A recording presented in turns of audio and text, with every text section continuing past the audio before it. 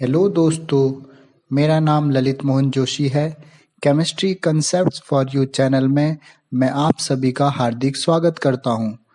तो आपको पता है कक्षा 11 का some basic concepts of chemistry रसायन विज्ञान की कुछ मूल अवधारणाएं वाला चैप्टर चल रहा है, जिसमें हम लोग इस टॉपिक पर पहुंचे हैं कि किसी भी विलयन की सांद्रता को प्रदर्शित कितने प्रकार से किया जा सकता है। The number of ways to represent the concentration of a solution.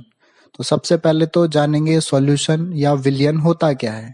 ठीक है, विलेय और विलायक का समांगी मिश्रण विलयन कहलाता है, यानी the homogeneous mixture of solute and solvent is called solution.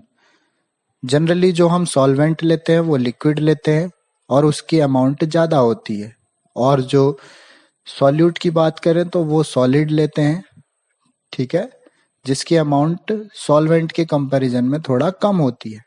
तो विलेय प्लस विलायक इज इक्वल टू विलयन। अब बात आती है कि सांद्रता क्या होती है, कंसंट्रेशन क्या होती है। तो किसी भी विलयन में उपस्थित विलेय की मात्रा को हम लोग सांद्रता कहते हैं।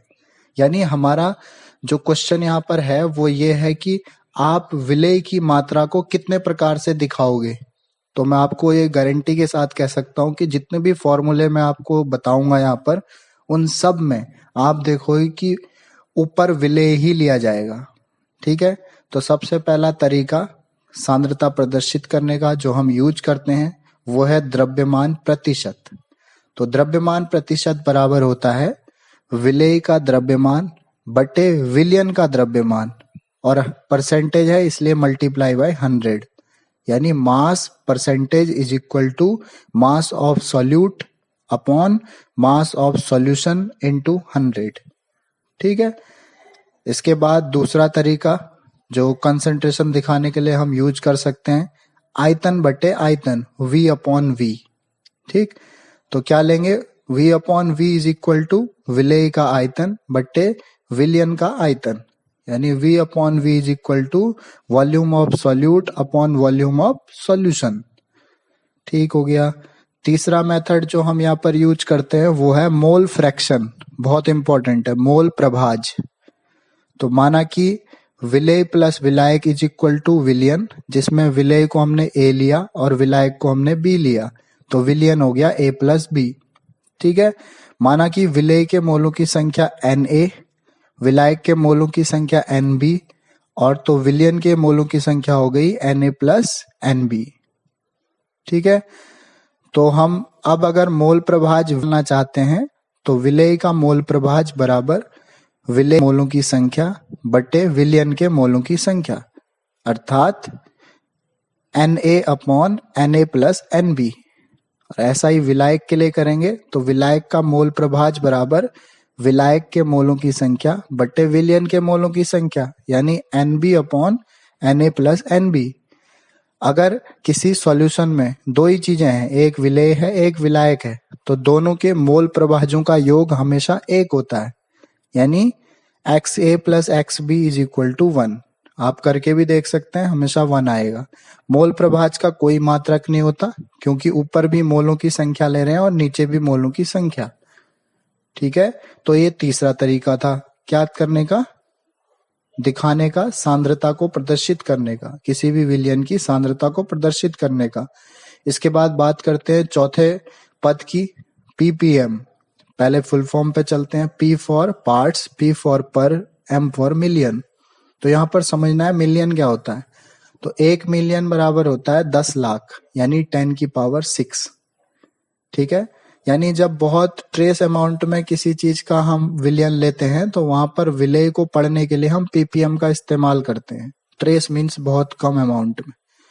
तो ppm निकालने का फॉर्मूला रहेगा ppm is equal to mass of solute upon mass of solution into 10 की पावर 6। 10 की पावर 6 क्यों आया, क्योंकि मिलियन पर बात चल रही है। तो ppm बराबर विलेय का द्रव्यमान बटे विलयन का द्रव्यमान गुणा 10 की घात 6। इसके बाद अगला पद जो हम इस्तेमाल करते हैं वो है मोललता, मोलैलिटी। ठीक है, मोलैलिटी स्मॉल m से डिनोट करते हैं मोलैलिटी। मोलैलिटी का मतलब है 1 किलोग्राम विलायक में उपस्थित विलेय के मोलों की संख्या। ठीक है, the number of moles of solute in पर केजी ऑफ सॉल्वेंट। तो मोललता बराबर ऊपर लेंगे विलेय के मोलों की संख्या बट्टे नीचे लेंगे विलायक का द्रव्यमान, वो भी केजी में। और अगर विलायक का द्रव्यमान केजी में नहीं है, ग्राम में है, तो फिर हम फॉर्मूले में 1000 का मल्टीप्लाई कर देंगे। ठीक, मोललता जो होती है ये तापमान पर निर्भर नहीं करती है, क्योंकि मोललता के सूत्र में द्रव्यमान आता है और द्रव्यमान तापमान से प्रभावित नहीं होता। ठीक, मोललता का मात्रक ऊपर मोलों की संख्या है, नीचे द्रव्यमान है। तो मोलों की संख्या के लिए मोल यूज करते हैं और द्रव्यमान के लिए केजी। तो मात्रक बन गया मोल पर केजी। इसके बाद अगले पद में चलते हैं, मोलरता मीन्स मोलैरिटी। ठीक है, मोलैरिटी का अर्थ हो गया number of moles of solute dissolve in 1 litre of solution. मतलब विलेय के मोलों की संख्या 1 लीटर विलियन के आयतन में। तो अगर मोलरता का फॉर्मूला लिखते हैं तो ऊपर लिखेंगे विलेय के मोलों की संख्या और नीचे लिखेंगे बटे में विलियन का आयतन। विलियन का आयतन लीटर में होना चाहिए। तो फॉर्मूला बन के आ गया Na upon Va plus B. ठीक है, और अगर आयतन जो है मिलीलीटर में है तो फिर 1000 से मल्टीप्लाई कर देंगे। और ये आप सबको पता है मोल कैसे निकालते हैं, दिया गया द्रव्यमान बटे मोलर द्रव्यमान। ठीक, तो मोलरता की बात करें तो यह तापमान पर निर्भर करती है। क्यों? क्योंकि इसके सूत्र में आयतन आता है और आयतन तापमान प्रभावित करने पर परिवर्तित हो जाता है। अगर मोलैरिटी की बात करें कि इसका मात्रक क्या होगा, तो मोल पर लीटर इसका मात्रक होगा। लेबोरेटरी में सबसे ज्यादा इस्तेमाल होने वाला यही पद है। अगर हम मोलैरिटी की बात करें तो लेबोरेटरी में अधिकतम जो हम कंसंट्रेशन यूज करते हैं वो मोलैरिटी ही के टर्म्स में ही यूज करते हैं, इसीलिए इसको जानना बहुत जरूरी है।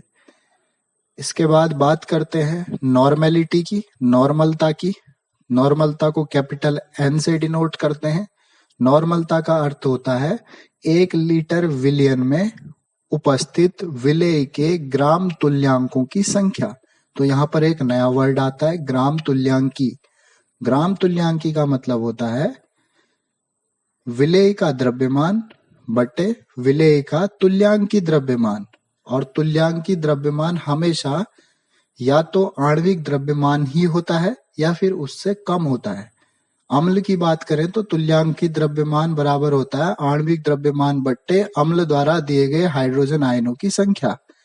और क्षार के लिए बात करें तो तुल्यांकी द्रव्यमान होता है आणविक द्रव्यमान बट्टे क्षार द्वारा दिए गए OH माइनस आयनों की संख्या। ठीक है, तो नॉर्मली हम लोग बात करें तो तुल्यांकी द्रव्यमान बराबर होता है आणविक द्रव्यमान बटे जेड फैक्टर। ठीक, तो फॉर्मूले की बात करते हैं तो फॉर्मूले में नॉर्मलता बराबर लिखेंगे विलेय के ग्राम तुल्यांकों की संख्या बटे विलियन का आयतन, किसमें? लीटर में। ठीक है, तो मात्रक हो जाएगा ग्राम तुल्यांकी पर लीटर। ठीक, नॉर्मलता तापमान पर निर्भर करती है क्योंकि इसमें फिर से किसका टर्म आ जाता है? आयतन का। अब रिलेशन की बात करते हैं, नॉर्मलता और मोलरता में क्या रिलेशन होगा? तो नॉर्मलता बराबर जेड फैक्टर इनटू मोलरता। ठीक, तो दैट्स इट फॉर टुडे। आप अच्छे से इसका रिवीजन कर लीजिए, देख लीजिए, बहुत इंपॉर्टेंट कंसेप्ट है। आपको बार बार इसका यूज करना पड़ेगा। जितना ज्यादा आप प्रैक्टिस में रहेंगे उतना अच्छा रहेगा आपके लिए। So keep watching my videos, और अगर आपको अच्छी लगती है तो लाइक, शेयर और चैनल को सब्सक्राइब जरूर कीजिएगा। Thank you.